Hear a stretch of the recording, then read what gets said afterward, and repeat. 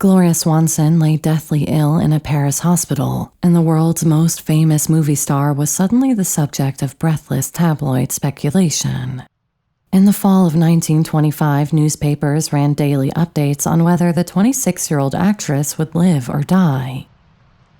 Only a handful of insiders knew the hidden drama. Hollywood's reigning queen had nearly perished from an operation undertaken in desperate secrecy to avoid a scandal that might have ended her career. For more than a decade, Gloria had been America's ultimate movie goddess. Now, as she hovered between life and death, that glittering image threatened to shatter. It would not be the last time Gloria Swanson's life resembled one of her films, full of dizzying romance and ruinous secrets. But as she would prove again and again, Gloria would always find a way to have the last word. Welcome to Hollywood Mysteries.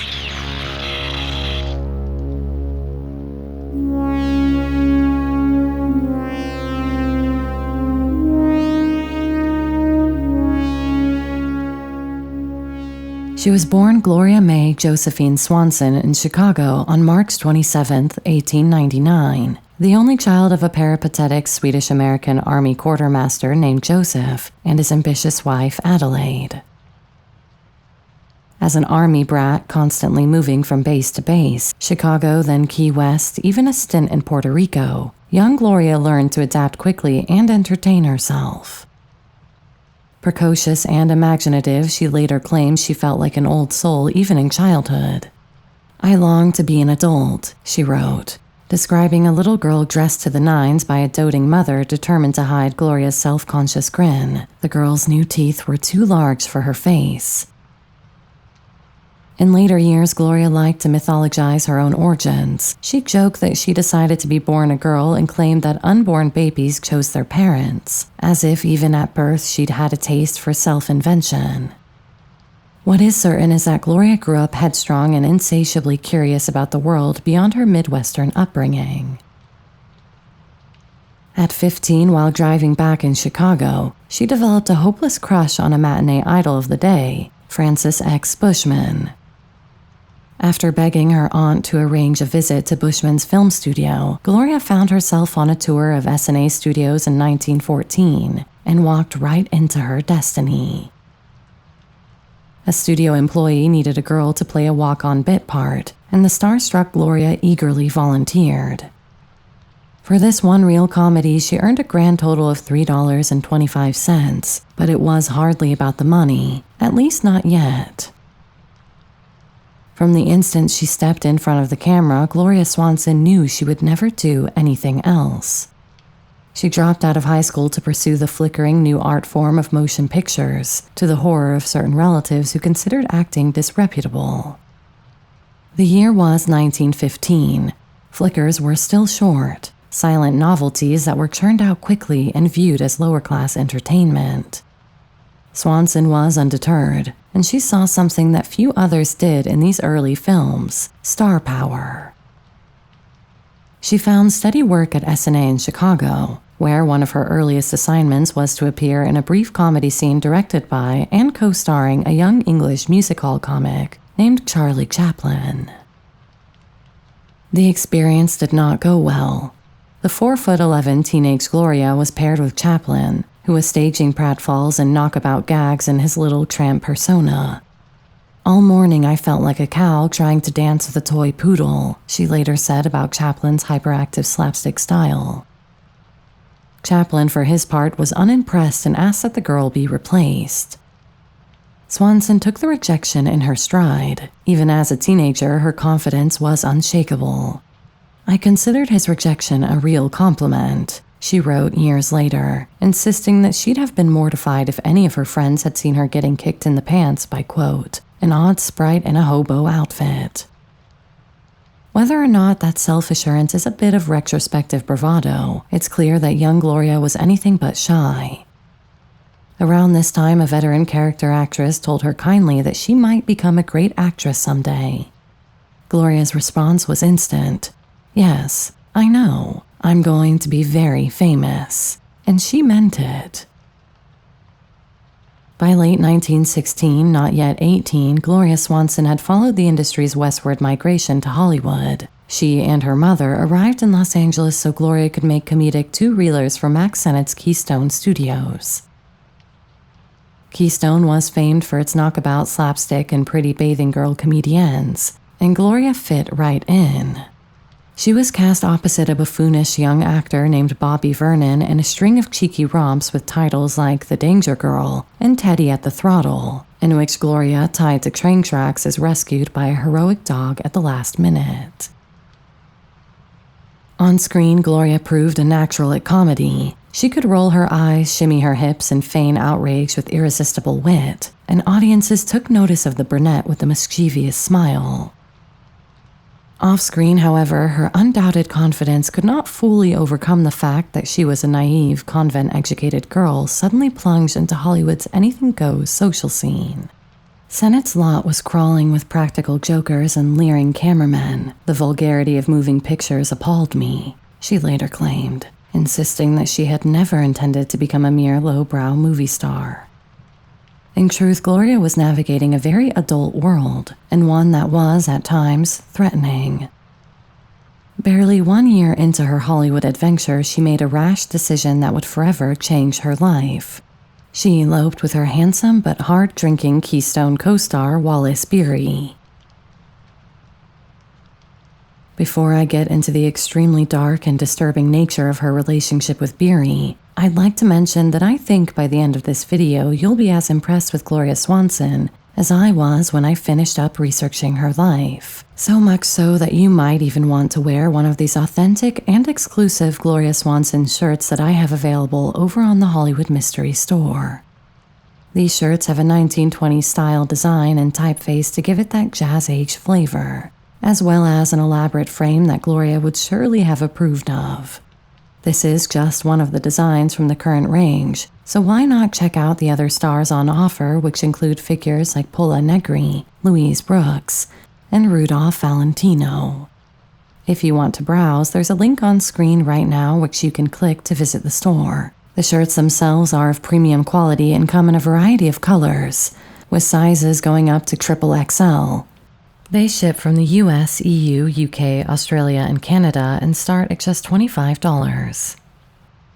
Every sale is a huge boost to the channel and you get something unique in return. I also really love the messages some of you have sent with your purchases, so a special shout out to Ismail and Melissa for their kind words, along with their recent purchases of the Louise Brooks and Peter Lorre designs. And a big thank you to all of you who have bought one recently. I'm amazed to see some designs are almost sold out already. Now, let's get back to the woman who not only stars on my latest shirt, but who also dominated the silent era, Gloria Swanson. Gloria was only 17 when she married Wallace Beery, a 30-year-old actor known for his lumbering comic persona. The wedding in 1916 was a typically impulsive Hollywood affair. The bride wore a wrinkled suit because she had packed no wedding gown, and almost from the start it was a nightmare. On their wedding night, Beery got Gloria drunk on champagne and, according to her later account, raped her while she was half conscious. The violence and betrayal terrified the young actress. Worse was yet to come. Swanson soon became pregnant, but Beery did not want a baby. One day he offered his wife some pills, claiming they were for morning sickness. Shortly after swallowing them, Gloria doubled over in agony as she miscarried their child. "I was now a member of the great conspiracy of silence," Swanson wrote, recalling how she returned to work as if nothing had happened. And she said that eventually she realized by the knowing looks on other women's faces that she was far from the only one with such a secret sorrow.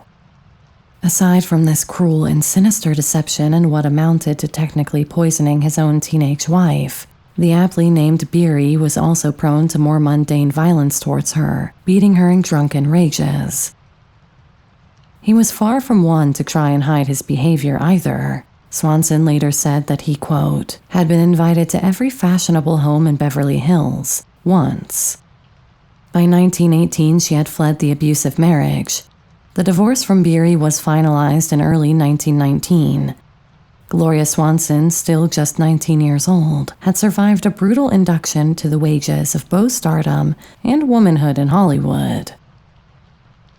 She would carry the scars of that trauma for the rest of her life, but she never publicly confronted Beery, even though they remained colleagues. Decades later, she matter-of-factly described him as a desperate clown and recorded the details of his assaults in her memoir without outward rancor. If nothing else, the experience steeled Gloria's resolve to control her own destiny. She had entered Hollywood an innocent girl. She emerged a hardened young woman determined to, as she put it, never be taken advantage of again. If anything, Swanson's career only flourished after her divorce. Moving on from Sennett's Slapstick Factory, she signed a contract with famous Players Lasky, the future Paramount Pictures, and was soon working with the great Cecil B. DeMille.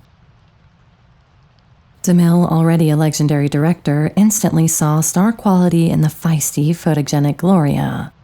He cast her in Don't Change Your Husband and Male and Female, both 1919 lavish society comedies that draped Gloria in jewels, satin, and peacock feathers. On DeMille's sets, the rough and tumble atmosphere of Mack Sennett's world was replaced by opulence and almost paternal indulgence. The director affectionately nicknamed her Young Fellow, and treated her like a treasured little sister, even escorting her to set each morning like a queen. Swanson blossomed under his royal treatment, with her huge dark eyes and a face that could register wicked delight or kittenish innocence. She owned the screen. DeMille helped refine her persona from saucy comedienne to elegant leading lady. And by the early 1920s, Gloria Swanson had become, as one writer put it, the movie star's movie star. On screen, she was the sophisticated flapper or the headstrong heiress, and fans fantasized about living her characters' glamorous lives.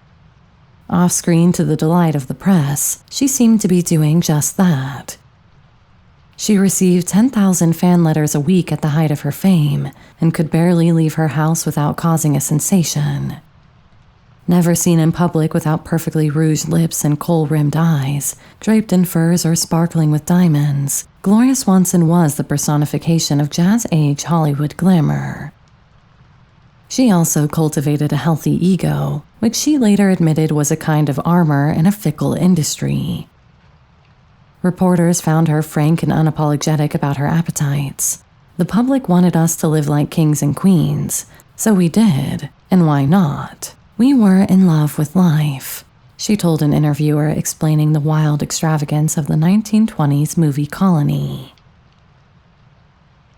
Indeed, Gloria was making more money than she ever dreamed possible, and spending it just as freely. According to Photoplay magazine's tally, by 1924 she was earning over $1 million a year, close to $20 million in today's money, and lavishly burning through half of it on a lifestyle of almost absurd luxury. In one year, she splurged $500,000 on jewelry, $50,000 on gowns, $10,000 on Persian rugs and exotic pets, even $9,600 on silk stockings. This at a time when the average American household lived on just over $3,000 a year. Without it, I'm not Gloria Swanson. It's a business expense, she shrugged when asked why she spent so wildly on clothes.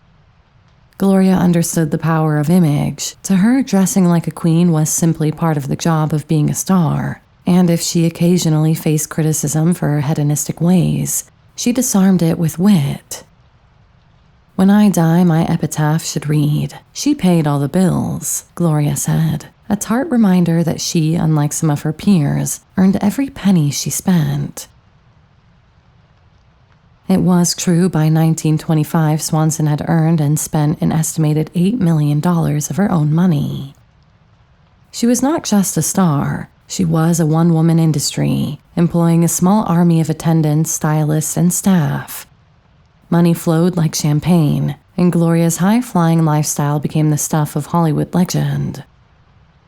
Meanwhile, her personal life remained as headline-worthy as her films. Swanson's knack for, as she put it, loving not wisely but too well, was already apparent in her string of romances.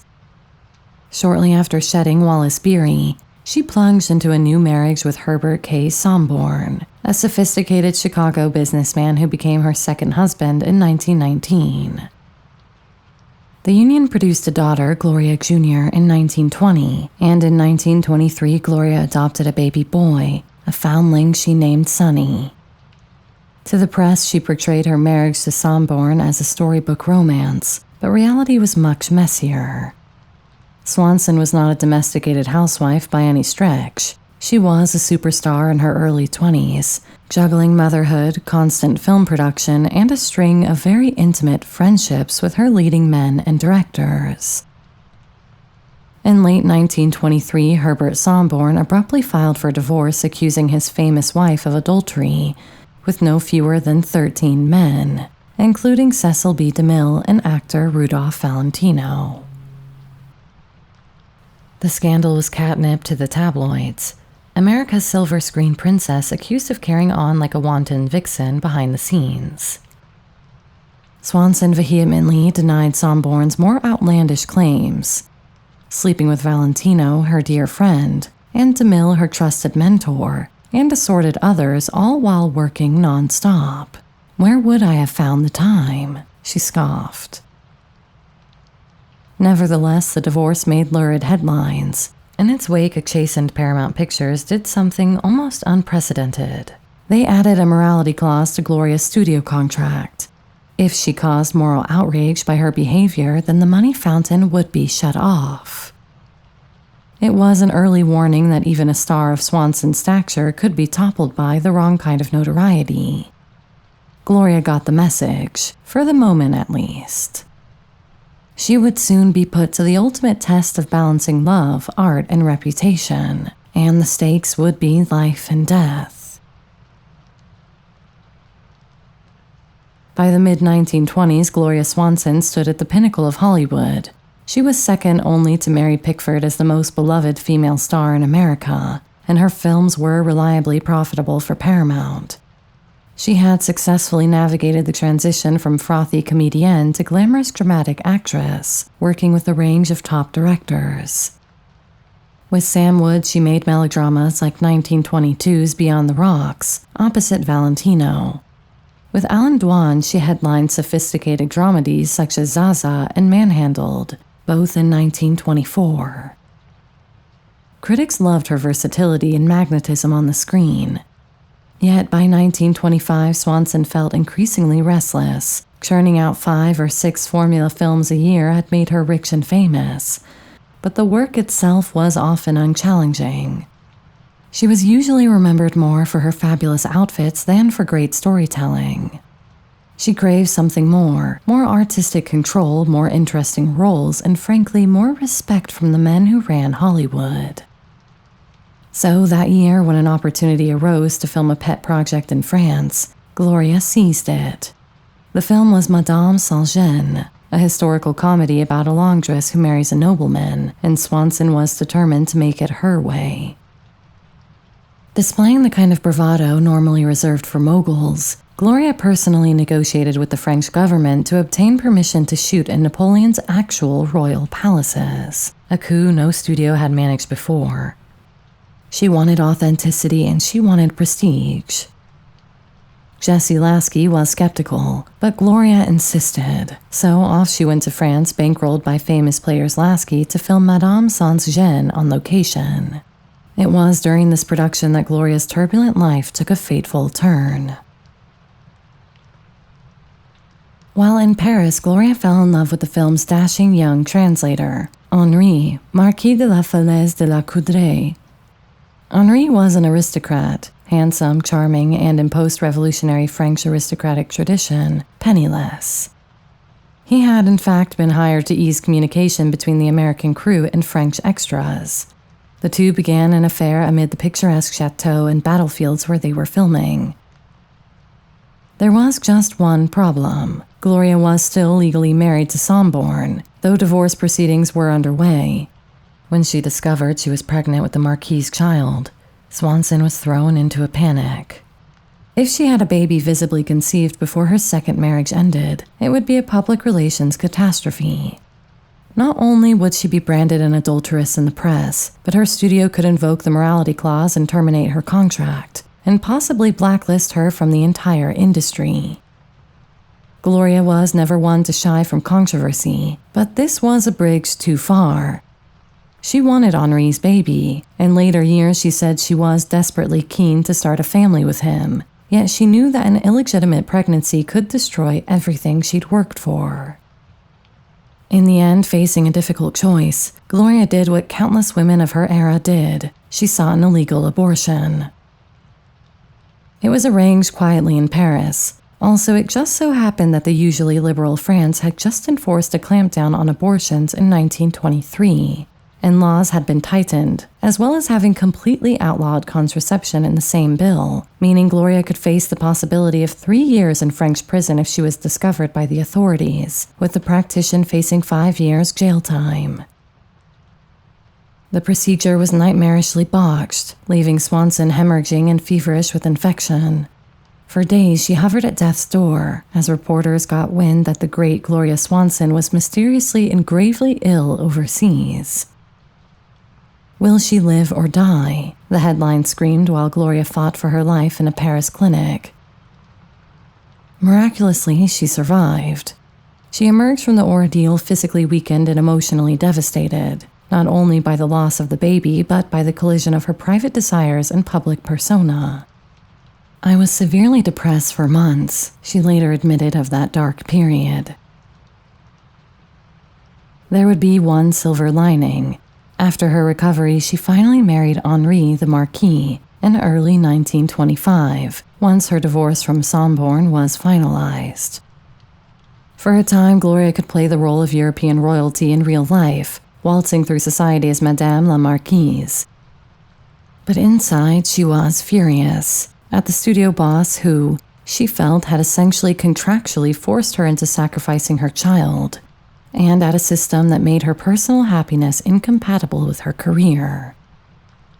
Jesse Lasky, head of Famous Players Lasky, tried desperately to keep his profitable star. He dangled ever more extravagant sums, reportedly offering to double her $6,500 a week salary, then upping it to $18,000 a week, then a flat $1 million per year if she'd re-sign with Paramount. Swanson didn't bite. "I never wanted to be placed in that situation again," she said of the studio's morality clause and its ultimatums. Instead, she shocked Hollywood by walking away from the studio that had made her a star. Gloria accepted an offer from the upstart United Artists, the distribution company run by Charlie Chaplin, Mary Pickford, and other filmmakers, which promised her complete creative freedom. She would produce her own films on her own terms. It was an audacious move for a woman in 1926, essentially becoming an independent mogul, and it set the stage for the next tumultuous chapter of her life. In 1927, Swanson founded her own production company and set out to prove that she could be as successful behind the camera as in front of it. Her first self-produced film was The Love of Sunya in 1927, an ambitious mystical melodrama about a woman peering into a crystal ball to glimpse her possible futures. The story's themes of fate and free will no doubt resonated with Gloria, who was attempting to reshape her destiny in Hollywood. But bringing Sunya to the screen was a far thornier task than she'd anticipated. Without the infrastructure of a big studio, Swanson had to secure rights, hire a crew, and rent sound stages herself. Production dragged on nearly a year, far over schedule and over budget. Ever the perfectionist, Gloria agonized over every detail, trying on multiple hats: producer, star, even uncredited co-director, to get the film right. The Love of Sunya premiered with enormous fanfare at the brand new Roxy Theater in New York. But despite the hype and Gloria's presence in multiple roles, she ages from a young coquette to an old crone over the course of the story. The public's reaction was lukewarm. Critics found it interesting but strange. Audiences used to seeing Swanson in breezy romances didn't quite know what to make of this metaphysical drama. The movie ultimately had to be sold off to foreign markets just to recoup its costs. It was not the triumphant debut Gloria had hoped for. Still, she remained undaunted. If Sunya was an artistic misfire, her next independent film would become one of her greatest successes. Late in 1927, Gloria set her sights on adapting a scandalous W. Somerset Maugham story called Rain, about a jaded prostitute seeking redemption. She retitled it Sadie Thompson and decided to both produce and star in the film, despite its risque subject matter. This time, Swanson was shrewd, knowing full well that censors might object to a movie about a sex worker's temptation and repentance. She personally courted Will Hayes, head of the industry's self-censorship board. Inviting the prudish Mr. Hayes to lunch, Gloria charmed him into believing her film would be made with taste and not stray into salaciousness. It was pretty much a masterstroke of public relations. With Hayes' tentative blessing in hand, she had effectively defanged any censorship threat. Swanson then poured all of her creative energies into Sadie Thompson. She hired Raoul Walsh to direct and cast the great Lionel Barrymore as the fanatical reformer who tries to drive Sadie to salvation while secretly lusting after her. From the start, production was beset with challenges: brutal weather on location in Catalina, standing in for a steamy South Seas island, and a revolving door of cinematographers when her original cameraman fell ill. The budget ballooned from $250,000 to over $650,000. It was another case of her personal fortune being on the line. But Gloria, who thrived under pressure, turned these setbacks into fuel. She later boasted that to get Barrymore, her first choice, on board, she simply refused to shoot until he was available, an early example of star power used to full effect. When Sadie Thompson premiered in 1928, the gamble paid off spectacularly. Critics called Swanson's portrayal of the defiant, sensual Sadie the finest work of her career. The film was a box office smash, grossing over $1 million in the US and an astonishing $7 million worldwide. Gloria's instincts had been vindicated. She even earned a historic honor, a nomination for Best Actress at the very first Academy Awards in 1929 for Sadie Thompson. She didn't win, the Oscars were brand new and chaotic that year, but it hardly mattered. In the public's eyes, Gloria Swanson was now not only a glamorous star, but a serious actress and producer of artistic, profitable films. At the same time Sadie Thompson was taking off, Gloria's personal life once again became entwined with her professional endeavors, for better and for worse. She had begun an affair with Joseph P. Kennedy, a savvy and forcefully charming Boston financier, and father of a brood of young Kennedy children, including a boy named Jack who would one day become, well, I'm sure you know who. Kennedy Sr. was determined to break into the movie business, and he saw in Swanson the perfect partner, in business and in bed. Kennedy was married, of course, and Swanson still wed to the Marquis Henri, who was conveniently carrying on his own affair with actress Constance Bennett at the time. In the freewheeling 1920s, such extramarital dalliances in Hollywood were hardly uncommon, but this one was unusually consequential. Kennedy offered to take charge of Swanson's tangled finances, presenting himself as the man who could relieve her of the drudgery of bookkeeping and free her to focus on creativity. Gloria, exhausted from juggling budgets and production headaches, agreed. Joe Kennedy promptly went to work imposing order, or what looked like it. He fired Gloria's entire staff and set up a new corporation, Gloria Productions, with himself in charge. To outside observers, it seemed a formidable alliance, the shrewd businessman and the glamorous star, poised to build an independent film empire. Kennedy and Swanson certainly talked of making movies that would be legendary. In 1928, they embarked on their first joint project, a grandiose spectacle titled Queen Kelly. Determined to spare no expense, they hired the flamboyant auteur Erich von Stroheim, the very antithesis of economy, to direct. It was a decision that, in retrospect, bordered on madness. Von Stroheim was known for his obsessive attention to detail and refusal to heed budget constraints. Sure enough, within weeks, Queen Kelly was wildly over budget, the mercurial director demanding endless retakes of ever more elaborate scenes. Gloria later recounted her horror at von Stroheim's excesses. One scene called for an actor to spit tobacco juice on her hand. The prissy Gloria walked off set in disgust.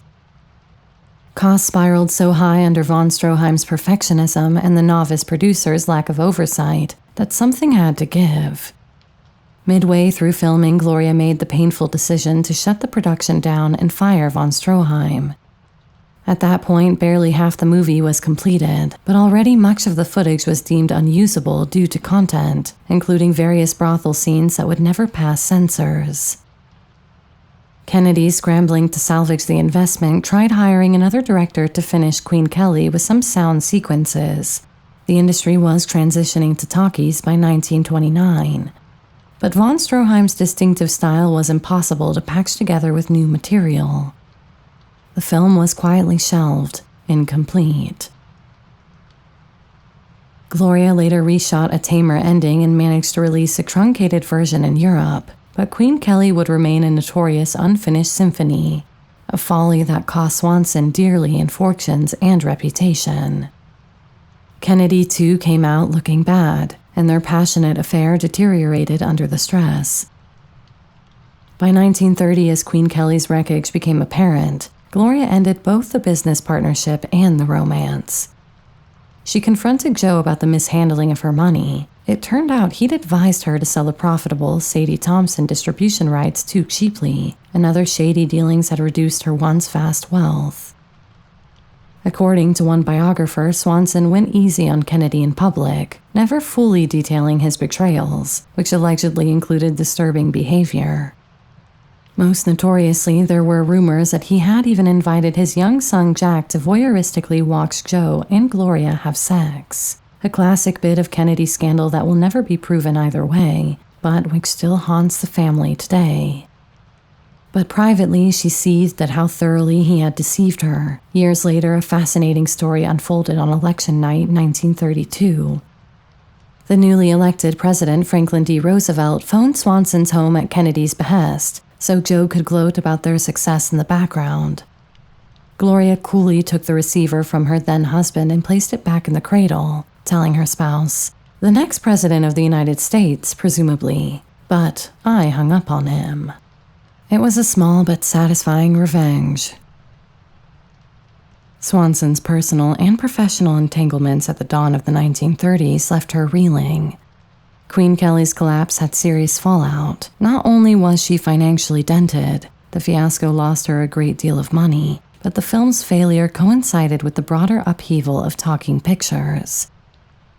The silent era, glorious era, was ending abruptly. Many of her contemporaries struggled or simply faded away when sound took over Hollywood. Swanson, however, was determined to adapt. In late 1929, she made her talkie debut with The Trespasser, a torrid drama that she produced herself with director Edmund Goulding, hurriedly recruited by Kennedy after the Queen Kelly mess. To everyone's relief, The Trespasser turned out to be a solid hit, proving that audiences would accept Gloria's voice as readily as her face. In fact, her emotional performance as a single mother finding love earned Swanson a second Oscar nomination, her first in the sound era. If circumstances had been different, The Trespasser might have launched a new phase of Gloria's stardom, but for all her grit, she could not entirely escape the forces bearing down on Hollywood in the early 1930s. The Great Depression hit, taste changed, and the kind of opulent romantic escapism Swanson specialized in began to seem outdated. She dutifully made a few more talkies in 1930 and 1931, What a Widow and Indiscreet, but each met dwindling enthusiasm. The press that once fawned over her now had a whiff of blood in the water. They cast Gloria as a symbol of a bygone jazz age, a decadent relic whose time had passed. Swanson, only in her early 30s, suddenly found herself infamously labeled box office poison by exhibitors eager for fresh faces. On the home front, Gloria's roller coaster love life careened along. She divorced Marquis Henri in 1930. Their 5-year marriage strained beyond repair by the Kennedy affair. Almost immediately, she took up with Michael Farmer, a burly British sportsman she met in London. When Gloria discovered she was pregnant yet again, this time by Farmer, he insisted they marry at once, lest she consider not going through with it. In August 1931, Swanson became Mrs. Farmer, even as gossip columnists snickered that her divorce from the Marquis had barely been inked. Their daughter Michelle was born in 1932. Michelle brought her genuine joy, but the marriage to Farmer did not. He proved jealous and ill-equipped to handle being Mr. Gloria Swanson. They separated and finally divorced in 1934. Gloria was now the single mother of 3 children, daughter Gloria Jr., whom she'd sent to live with her own mother in California, son Joseph, her adopted boy living with her ex-Somborn's relatives, and baby Michelle. Yet she was hardly ready to settle into domestic obscurity. True to form, she launched into another torrid romance, this time with the suave British actor Herbert Marshall. The two co-starred in a 1933 stage play and began an affair that lit up the tabloids once more. Swanson was plainly searching for lasting love, but Marshall, married and unwilling to leave his wife, eventually broke Gloria's heart. It was a pattern by now. The men in her life either couldn't match her ambition or ended up feeling eclipsed by her fame. Swanson herself later expressed regret that she had been so often, quote, hungry for love, that she made poor choices in partners. Still, she refused to become embittered. If anything, her attitude remained one of bracing honesty about the costs of being a woman who lived on her own terms. "I have never tried to hide me," she said. "If I loved openly." The public, for all the scandal, seemed to forgive her, at least to a point. But by 1935, with her film prospects dwindling and 4 marriages behind her before age 40, Gloria Swanson faced a big question. What now? For a time, it looked as though Gloria might quietly fade away, another casualty of the talkie revolution and her own tumultuous reputation. She herself later remembered thinking, "Am I through with Hollywood, or are they through with me?" Acknowledging that after her early 30s flops, the phone simply stopped ringing. Rather than cling to past glory, Swanson did something incredible. She reinvented herself yet again, far from the sound stages of Los Angeles. In 1938, she uprooted to New York City, a move she marked with a lavish farewell to Hollywood party that made the society pages. Settling into a swank apartment on Fifth Avenue, Gloria announced that she was embarking on a new chapter as a businesswoman and patron of science. This was no idle whim. Always mechanically minded, she subscribed to popular mechanics for years, and even tinkered with inventing a wireless phone signal device back in the 20s. Swanson had grown keenly interested in the plight of European scientists imperiled by the rise of Nazi Germany. Jewish and anti-fascist investors were losing their positions and feared for their lives. In Gloria's eyes, this was both a humanitarian crisis and an opportunity. So she formed a venture called Multiprizes Incorporated, a company aimed at rescuing European scientists and developing their inventions in America. In 1939, using $200,000 of her own dwindled fortune, Swanson assembled a board of directors and rented offices atop Rockefeller Center. She personally helped extricate at least 4 scholars from under the Nazis' noses, a plastics expert, a metallurgist, an electronics whiz, and an acoustical engineer, spending $25,000 and making multiple risky trips overseas in the process.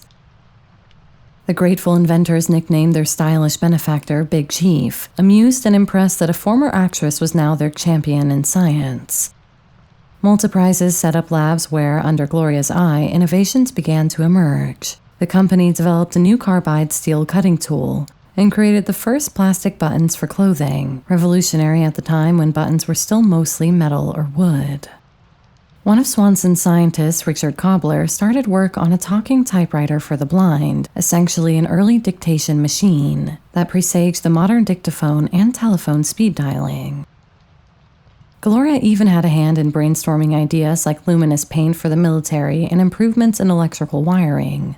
Some say Multiprizes even came up with the concept of the extension cord, although this is hard to verify. In hindsight, this flurry of inventive activity seems astonishing. Here was a woman who only a few years earlier had been known chiefly for posing in feather boas, now presiding over engineers and filing patents. The press was bemused but respectful, running features on Swanson's second act as a serious business executive. Gloria, for her part, found a new kind of fulfillment in being taken seriously for her intellect. "I've always had a mechanical mind, wanting to know the why of things," she said. Multiprizes was short-lived. By 1943, the exigencies of World War II pulled her scientists into government research and effectively put Gloria's company on hold. Swanson gracefully accepted that her attempt at an industrial career had to be shelved for the duration, as she put it, but she never stopped innovating in smaller ways. In later years, she dabbled with the process to transfer photographs onto fabric, and even drew up designs for a water-conserving toilet decades ahead of its time. These may sound like footnotes to an already colorful life, yet they illustrate a core trait of Gloria Swanson's character: restlessness of mind. She was simply not content to languish as a has-been star collecting dust. If movies had forsaken her for a time, she would find other stages on which to perform. During the late 1930s and 40s, Swanson also reconnected with her first love, live theater, starring in summer stock plays and even making her Broadway debut in a comedy. She became an early presence on the nascent medium of television as well, hosting the Gloria Swanson Hour on WPIX in 1948, a variety show in which famously one weekly segment featured Gloria giving ordinary women tips on glamour on a budget. The sight of the once extravagant movie queen earnestly advising housewives how to accessorize inexpensively was oddly endearing, even if Swanson's own conception of budget was rather suspect. One anecdote has her scrapping with the TV station over production costs. She found the studio set and wardrobe cheap, and she refused to tolerate anything less than haute couture, even on a small local broadcast. It didn't matter. TV audiences were fascinated by any glimpse of the legendary Gloria. She also went on the road giving lectures and fashion demonstrations. With these, she parlayed her famous name into a clothing and cosmetics business. Her signature line of dresses, called Forever Young, sold briskly at luxury department stores like Neiman Marcus for over 3 decades. And Swanson was evangelizing healthy living long before it was trendy. Since the 1920s, she had been a devout vegetarian and health food advocate, a habit she partly credited to the untimely death of her friend Rudolph Valentino. She blamed his doctors for ruining his health with some admittedly suspect diets and regimens. She practiced yoga and was an early proponent of macrobiotic diets, extolling the virtues of raw vegetables and whole grains.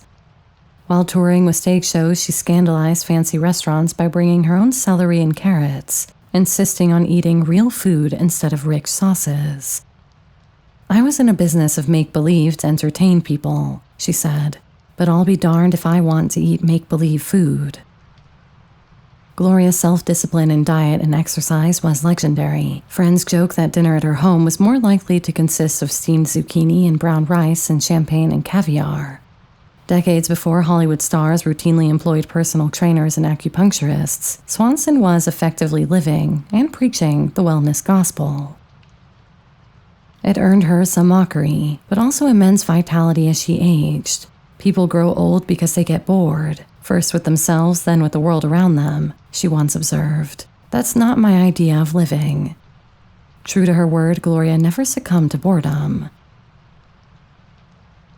If Gloria Swanson's life had been a novel by 1950, it might have seemed that her most dramatic chapters were behind her. She had been the princess of silent pictures and then nearly forgotten. She had been the wealthiest woman in Hollywood and then a businesswoman tinkering with patents and radical diets that would foreshadow the California lifestyle of the 20th century.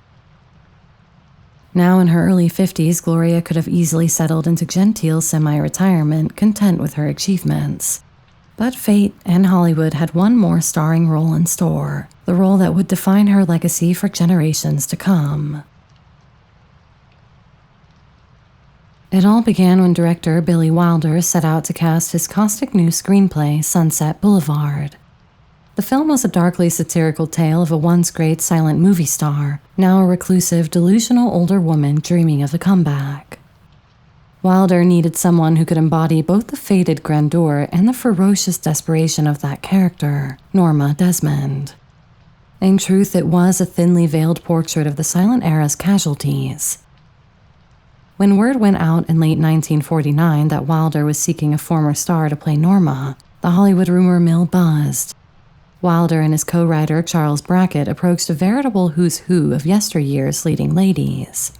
Greta Garbo sharply demurred. Mary Pickford was insulted by the very idea. She later claimed she suggested Swanson, though Swanson disputed that. Pola Negri, Mae West, Norma Shearer all turned it down or were passed over. For a moment, the filmmakers fretted that maybe no one would dare play such a self-referential role. Then Brackett thought of Gloria Swanson. To him, she was the obvious choice, the epitome of a 1920s superstar who could convey the requisite larger-than-life aura. Wilder, by some accounts, was less convinced at first. Swanson's name didn't have quite the instant recognition among younger post-war audiences. In fact, when Paramount executives contacted Gloria's agent, he was stunned. "Are you sure you want Gloria Swanson?" he asked Wilder, wary that it might be a gamble. Gloria herself nearly balked when told she needed to do a screen test for the role. It had been over 20 years since she'd had to audition for anything. The very idea seemed insulting. The savvy Wilder enlisted the help of director George Cukor, an old friend of Swanson's, to convince her. Cukor told Gloria bluntly that this was the role of a lifetime and that she'd be a fool to let pride stand in her way. "If they ask you to do 10 screen tests, do 10 screen tests, or I will personally shoot you," Cukor urged in typically hyperbolic fashion. Amused and persuaded, Gloria agreed. The test was arranged on a Paramount soundstage where she performed a scene in full makeup and turban as Norma Desmond. Watching from the shadows, Wilder immediately saw what he needed. Swanson was Norma Desmond. After all, she had been one of the biggest stars in the world during the era the film eulogized. Who better to play a forgotten goddess than the woman who had actually been worshipped as one? Thus, Gloria Swanson found herself back at Paramount in late 1949, slipping into the skin of Norma Desmond, a character at once grotesque, tragic, and eerily close to home. On set of Sunset Boulevard, life and art danced a fine line. Wilder delighted in layering the film with knowing winks to Gloria's real biography. He cast her former director, Cecil B. DeMille, to play himself as Norma's old director, Mr. DeMille, including a scene on the actual Paramount lot where DeMille affectionately calls Norma young fellow, just as he had called Gloria in the 1920s. He wrote in a pet monkey for Norma. Swanson had famously kept an exotic menagerie in her glory days. For Norma's bridge partners, Wilder hired silent comedy legends Buster Keaton and Anna Q. Nilsson. He labeled their cameo characters the Waxworks. The sight of these age stars playing cards by dim light gave Gloria genuine chills on set. And in perhaps the most surreal stroke, he cast Erich von Stroheim, yes, the very man who had torpedoed Queen Kelly, as Norma Desmond's butler, Max, a once great director now reduced to servant of the woman he made into a star. In one scene, Norma and Joe, William Holden's character, watch an old silent film in her crumbling mansion. The film projected is none other than Queen Kelly. The incredible twist is that this gave American audiences their first ever glimpse of that long-lost Swanson-von Stroheim collaboration. The layers of irony and inside jokes were thick, but Gloria played it straight and fearless. If Norma Desmond was a grotesque exaggeration of a has-been star, living in the past, lapsing into melodramatic pantomime, dangerously detached from reality, Swanson did not shy from the vanity or pathos. On the contrary, she owned them. Yet the role also called for biting self-awareness, and Gloria had that in spades. She later confessed that filming the famous scene with the waxworks unsettled her, seeing those once famous friends as lonely relics hit too close to home. But it also fueled her performance. Swanson gave Norma humanity amidst the camp, making the audience feel both appalled by and empathetic toward the faded star who declares, with total conviction, "I am big. "It's the pictures that got small." That now classic line drew knowing chuckles and a few winces from 1950 audiences who recalled Gloria Swanson's own extravagant prime.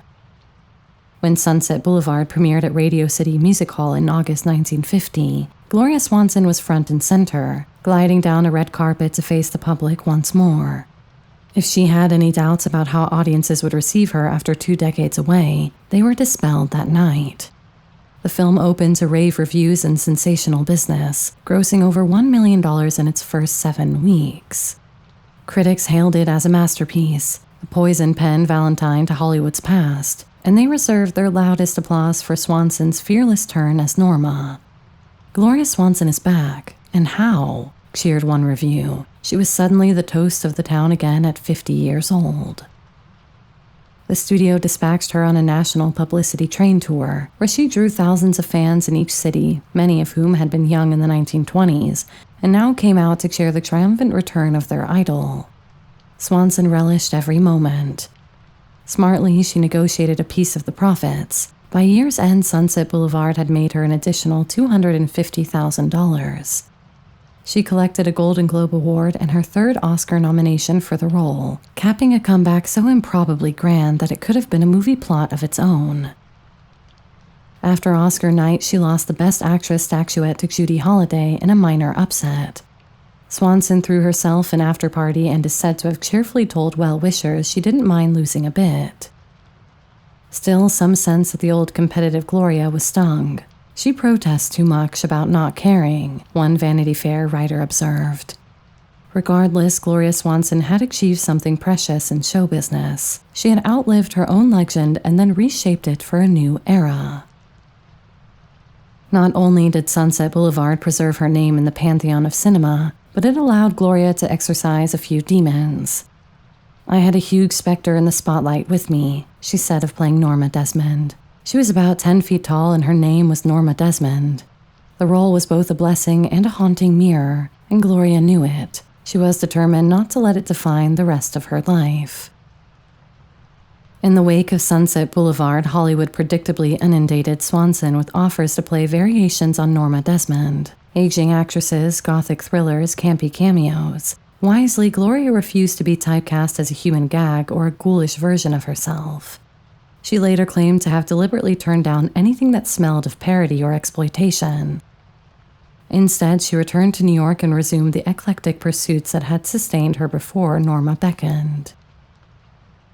In 1951, she headlined a Broadway revival of 20th Century, proving she could still command a live audience. Throughout the 1950s and 60s, she made guest appearances on television, everything from Playhouse 90 dramas to sitcoms and talk shows. A new generation discovered her through TV. On The Carol Burnett Show, she gamely spoofed her old glory by singing and joking with the much younger comedienne. On talk shows with Jack Parr, Merv Griffin, Johnny Carson, and Dick Cavett, she was a delightful raconteur, dishing Hollywood history with a tart tongue and impeccable timing. One 1960s TV producer coaxed Gloria into a sly self-parody on the series Burke's Law, where she played an over-the-top former star. It won her another Golden Globe, this time for Best Actress in a TV role. She also made a memorable appearance as herself in the campy disaster movie Airport 1975, as an elegant elderly passenger who keeps calm while the jet is in peril. Off-camera, Swanson still had surprises up her sleeve. In 1966, she traveled to Rome at the behest of the Vatican to participate in a documentary about Michelangelo. Her erudition and passion for art impressed even church officials, and ever one to indulge her romantic streak, she found love once more in her 70s. Gloria's 5th marriage in 1945 to a wealthy investment broker named William Davey had been a short, unhappy footnote. Davey turned out to be an abusive alcoholic who attempted to weasel out of alimony by claiming mental cruelty. He died shortly after their divorce in 1946. Swanson swore off marriage for a long stretch after that fiasco. But in the mid-1970s, while staying active on the New York social circuit, she reconnected with an old acquaintance, William Dufty, a writer and musician some 17 years her junior. Dufty had helped popularize health food ideas in his book Sugar Blues, an at the time controversial manifesto against processed sugar that instantly appealed to Gloria's nutrition crusading. The two hit it off intellectually and personally. In 1976, just after Gloria's 77th birthday, they married.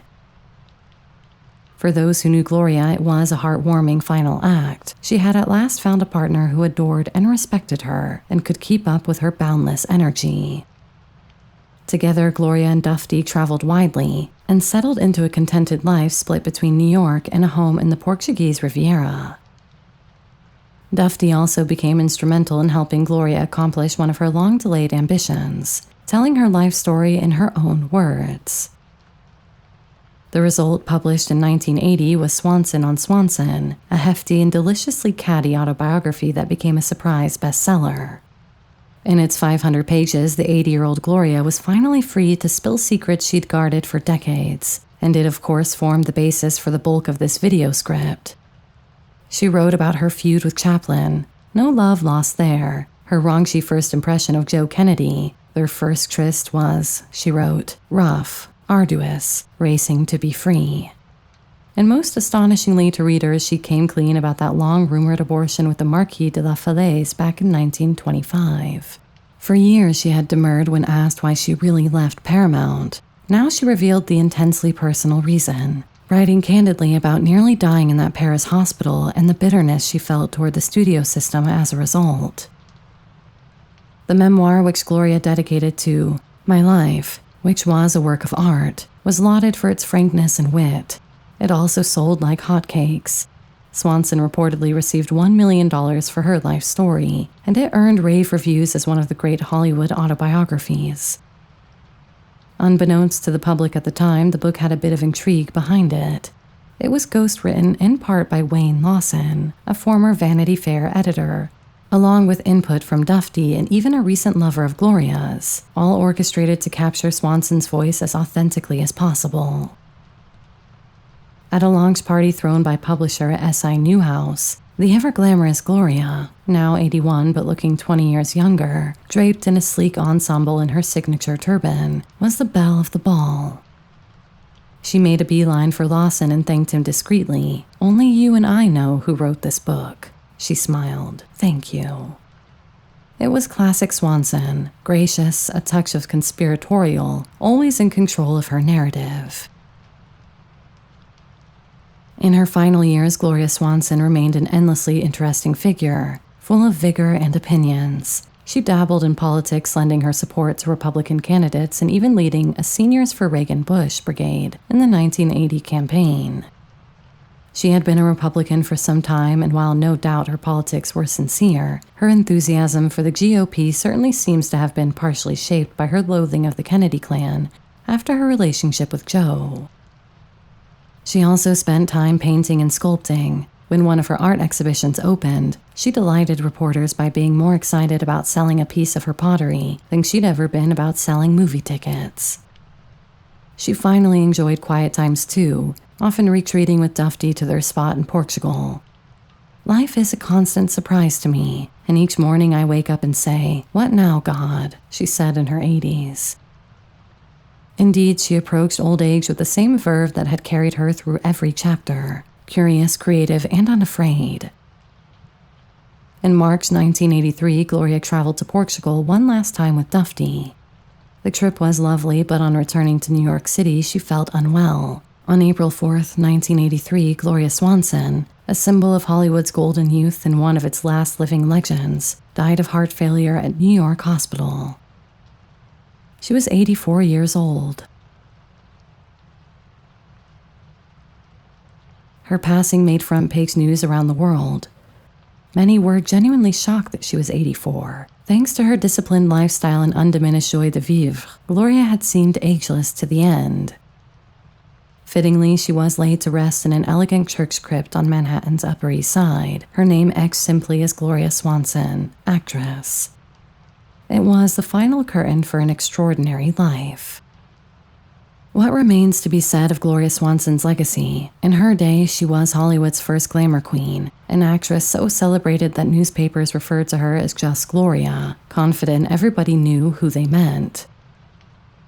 Gloria Swanson was, above all, the author of her own life, a life that spanned silent flickers of Nickelodeons to the satellite beams of cable TV, and one that she seized with both hands. Never say never, she liked to remind people. Life is too full of rich possibilities to have restrictions placed on it. She lived on her own terms, died with few apologies, and was always ready for her close-up. Well, that's about all for this video. It was one I'd been looking forward to making for quite a while, and I hope you enjoyed it. Let me know in the comments if you did. And if you'd like a little more from me, here's a reminder that I'm putting out an extra 10 to 15-minute episode every week on some obscure aspect of Hollywood history. This content is available to YouTube members or Patreon supporters, so why not check out the latter with a 1-week free trial and see if you enjoy the uncensored deep dives into some fascinating stories. Until next time, sweet dreams.